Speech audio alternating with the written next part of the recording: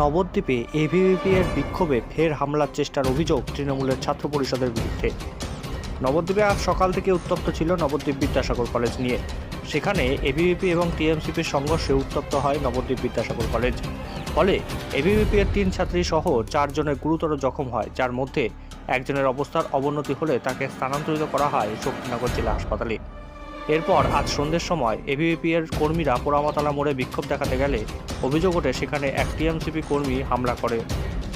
তখন তাকে হাতে নাতে ধরে ফেলে এবিভিপি কর্মীরা। এরপর তাকে এবিভিপি কর্মীরা নবদ্বীপ থানার হাতে তুলে দেয়। আরেকবার জানায়, নবদ্বীপে এবিভিপি এর বিক্ষোভে ফের হামলার চেষ্টার অভিযোগ তৃণমূলের ছাত্র পরিষদের বিরুদ্ধে। নবদ্বীপে আজ সকাল থেকে উত্তপ্ত ছিল নবদ্বীপ বিদ্যাসাগর কলেজ।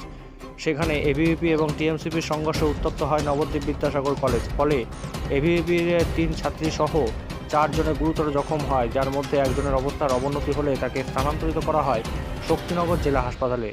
এরপর আজ সন্ধ্যের সময় এবিভিপি এর কর্মীরা পোড়ামাতলা মোড়ে বিক্ষোভ দেখাতে গেলে অভিযোগ ওঠে সেখানে টিএমসিপি কর্মী হামলা করতে আসে। তখন তাকে হাতে নাতে ধরে ফেলে এবিভিপি কর্মীরা।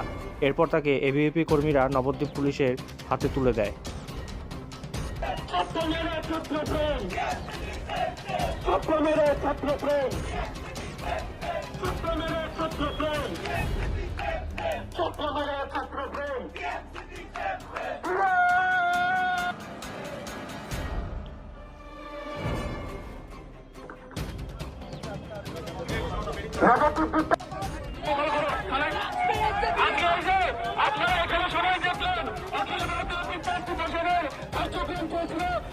ছাত্র পরিষদ থেকে আমরা এখানে ধরেছি থানায়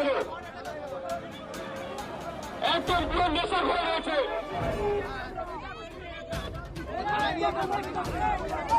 আপনারা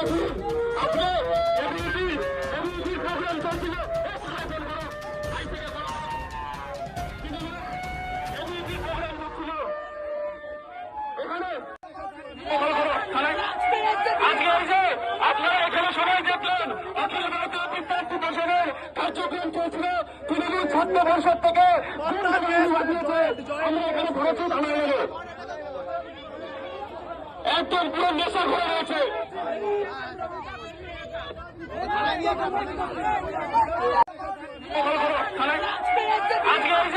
আপনারা এখানে সবাই দেখলেন অখিল ভারতীয় বিদ্যার্থী পরিষদের কার্যক্রম চলছিল।